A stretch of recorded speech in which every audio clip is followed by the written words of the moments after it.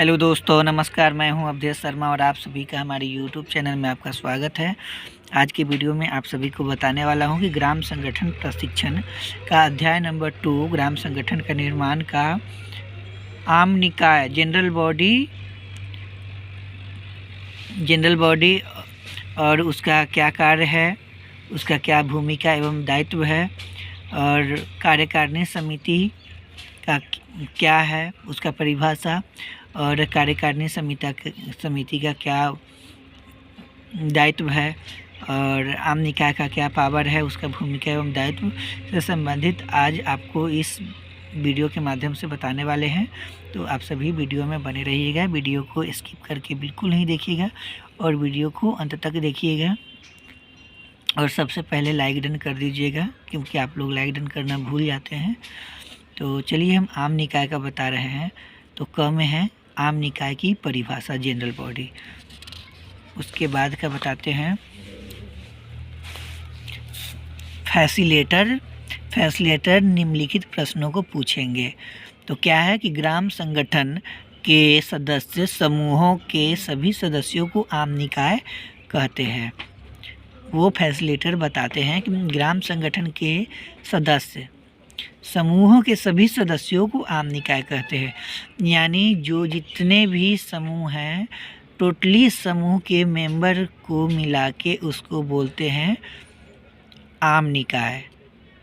ग्राम संगठन के सदस्य समूह के सभी सदस्यों को आम निकाय कहते हैं। तो सबसे पहले ये कंसेप्ट क्लियर हो गया। उसके बाद है कि सदस्यों की भूमिका एवं दायित्व एवं अधिकार क्या है। तो जो ग्राम संगठन के आम निकाय के जो सदस्य हैं, उनका क्या भूमिका एवं दायित्व एवं अधिकार है, वो फैसिलेटर के द्वारा प्रश्न ग्राम संगठन के मेंबर से लेंगे, यानी बताएंगे। तो प्रश्न क्या कर रहे हैं कि एक में है कि आम निकाय की बैठक में सदस्यों को क्यों भाग लेना चाहिए। तो आम निकाय की बैठक में सदस्यों को भाग लेना चाहिए ताकि ग्राम संगठन में होने वाला जानकारी उन तक प्राप्त हो। और उसके बाद है कि 2 में कि आम निकाय द्वारा क्या क्या कार्य हो सकते हैं। उसके बाद है 3rd में है कि सदस्यों की भूमिका, दायित्व एवं उनके अधिकार क्या होंगे। वो फैसिलिटेटर के द्वारा ग्राम संगठन के सदस्य से पूछ रहे हैं। उसके बाद है कि 4 में आपने इस चार्ट को देखकर क्या समझा। जो पिछले वीडियो में चार्ट दिखाया गया है उसको देखकर क्या समझा। उसके बाद क्या है, सदस्यों से जवाब आने के बाद फैसिलिटेटर को निम्न बिंदुओं को विस्तार से बताना चाहिए। जैसे ही इसका जो प्रश्न आया, प्रश्न का जो उत्तर सदस्य देंगे, उसके बाद फिर उनको फैसिलिटेटर के निम्न बिंदुओं को विस्तार से बताएंगे। तो सदस्य को तो क्या बोला जा रहा है, बता रहा है कि आम निकाय की बैठक में सदस्यों की उपस्थिति अनिवार्य है। तो जिस दिन आम निकाय का बैठक होता है, यानी आम सभा, तो उस दिन बैठक में सदस्यों की उपस्थिति अनिवार्य है। उसके बाद है कि भूमिका एवं दायित्व क्या है। तो वो फैसिलिटेटर के द्वारा बताया जाता है कि क्या भूमिका एवं दायित्व है। तो कार्यकारिणी सदस्य को निर्वाचित करना। तो जिस दिन आम निकाय का होगा बैठक, यानी आम सभा होगा, तो उस दिन कार्यकारिणी समिति को निर्वाचित करना। जो बीओडी के मेंबर रहते हैं, उसमें से समूह के जो भी सदस्य आते हैं सभी, जैसे देखिए यहाँ पर मान के चलिए कि यहाँ 12 समूह के मेंबर जुड़ी हुई है। तो 12 समूह के मेंबर यहाँ प्रेजेंट हुए हुए और यहाँ पे ये फैसिलिटेटर है। तो कार्यकारिणी समिति को निर्वाचित करेंगे, यानी चुनाव करेंगी। तो इसमें से कहेंगे फैसिलिटेटर के द्वारा कि 12 समूह से, सभी समूह से आप लोग की अपना अपना स्वेच्छा से, अपने अपने समूह के स्वेच्छा से एक मेंबर हाथ उठाइए जो बीओडी के मेंबर बनना चाहती है। तो उसमें से सभी समूह से नाम आएगा, उसका नाम फैसिलिटेटर के द्वारा नोट किया जाएगा। उसके बाद यहाँ पे अगर 12 एसएचजी है तो 12 एसएचजी से नाम आएगा। अगर 8 एसएचजी है तो कोई एसएचजी से 2 आ जाएगा, कोई एसएचजी से 2 आ जाएगा, यानी 12 बीओडी का मेंबर यानी कार्यकारिणी समिति उपनाम 12 का 12 होना चाहिए। तो यहाँ देखिए कि आम निकाय का बैठक हो रहा है, जिसमें समझिए कि 12 समूह के मेंबर है।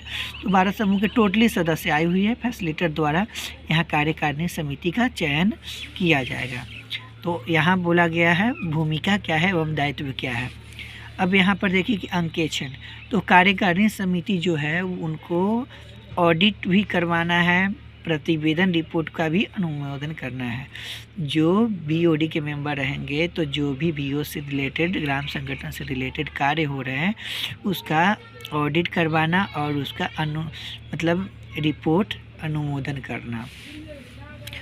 अब यहाँ है कि ग्राम संगठन की गतिविधियों का मूल्यांकन करना, यानी ग्राम संगठन का जो गतिविधि क्या कार्य है, नहीं कार्य है, क्या हो रहा है, नहीं हो रहा है, उसका मूल्यांकन करना है। क्या लेन देन हुआ, नहीं हुआ, कहाँ पैसा आगे बाकी है, उसको ध्यान देना।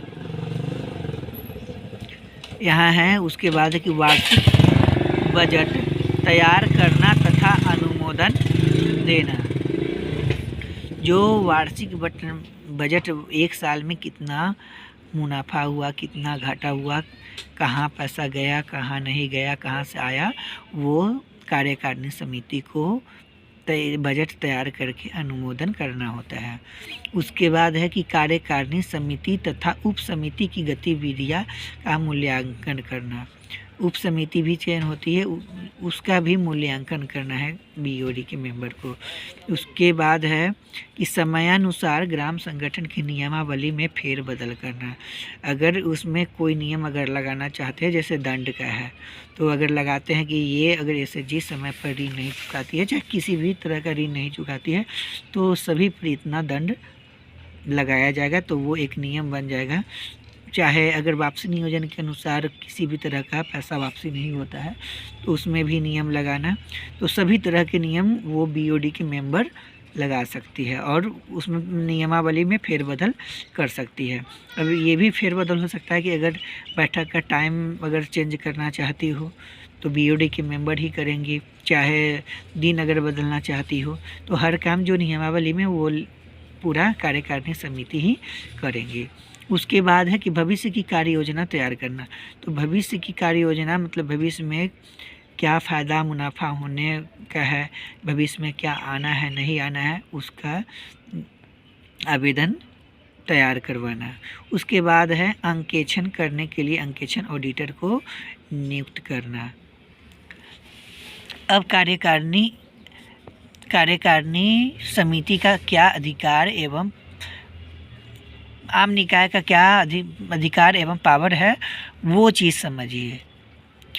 उसके बाद हम कार्यकारिणी समिति के बारे में बताएंगे। ये आम निकाय का अधिकार समझिए कि क्या है। अब इसमें है कि वर्तमान कार्यकारिणी समिति को विघटित कर सकते हैं। यहाँ पर तो देखिए कि ये जो समझाया गया भूमिका एवं दायित्व, तो ये जो है सो फैसिलिटेटर के द्वारा निम्न बिंदुओं पर चर्चा किया गया है, लेकिन अब इनका अधिकार क्या है वो चीज़ बताया जा रहा है। तो यहाँ की वर्तमान कार्यकारिणी समिति को विघटित कर सकते हैं। अगर मतलब जो कार्यकारिणी समिति वर्तमान में है लेकिन वो कार्य सही से नहीं कर सकते हैं तो उनको कार्य आम निकाय द्वारा बीओडी के मेंबर द्वारा हटा सकता है। उसके बाद है कि प्रखंड स्तरीय संघ की सदस्यता लेने के लिए प्रस्ताव पारित कर सकते हैं। उसके बाद है कि ग्राम संगठन को समाप्त करने का भी अधिकार है। ग्राम संगठन का जैसे डिसॉल्व करने का भी अधिकार आम निकाय का है। उसके बाद है कि अंतिम निर्णय लेने का भी अधिकार है। उसके बाद है कि ग्राम संगठन के कार्यकर्ता को नियुक्त एवं उनके कार्य को समाप्त करने का भी अधिकार है। जो ग्राम संगठन में जो कार्यकर्ता है किसी भी तरह का, तो उनको कार्य नियुक्त भी करना और समाप्त भी करने का अधिकार है। उसके बाद है कि समूह की सदस्यता देने तथा उनकी सदस्यता समाप्त करने का भी अधिकार है। समूह को सदस्यता अगर दे भी सकते हैं, अगर नहीं समूह सही रहा तो उसका सदस्यता समाप्त करने का भी अधिकार इनके पास है। अब यहाँ है कि ग्राम संगठन के लिए पूंजी इकट्ठा करना, यानी ग्राम संगठन में जैसे किसी भी तरह का लोन अगर मतलब मिला हुआ है, अगर वो समय पर नहीं आ रहा है तो आम निकाय द्वारा उसका पूंजी इकट्ठा भी करवाना है। उसके बाद एक ग्राम संगठन के क्रियाकलापों का मूल्यांकन करना, जो ग्राम संगठन में का क्या क्रियाकलाप हुआ उसका भी मूल्यांकन करना है। तो अब हम आप लोग को बता रहे हैं कि कार्यकारिणी समिति, अब जो है सो ये जो आम निकाय तो हो गया कि आम सभा जो बैठक हुआ फ्लिप चार्ट के माध्यम से समझ गए। अब इसमें से जो बीओडी मेंबर चयन होंगी तो उनको कार्यकारिणी समिति बोला जाता है। अब कार्यकारिणी समिति की आवश्यकता क्या है, किस लिए है, तो हम इस पर थोड़ा विस्तार से आप लोग को बता रहे हैं। अब यहाँ की प्रशिक्षण विधि, तो फैसिलिटेटर को नीचे वाले प्रश्नों को पूछना चाहिए। अब जो ये है इससे प्रश्न फैसिलिटेटर द्वारा पूछा जाएगा। उसके बाद है कि क्या यह संभव है कि सदस्य समूह के सभी सदस्य प्रत्येक मासिक बैठक में आ सकते हैं, ये पूछा जा रहा है। कार्यकारिणी समिति फैसिलिटेटर को नीचे वाले प्रश्नों को पूछना चाहिए, ये मेंबर से पूछ रहे हैं। उसके बाद का है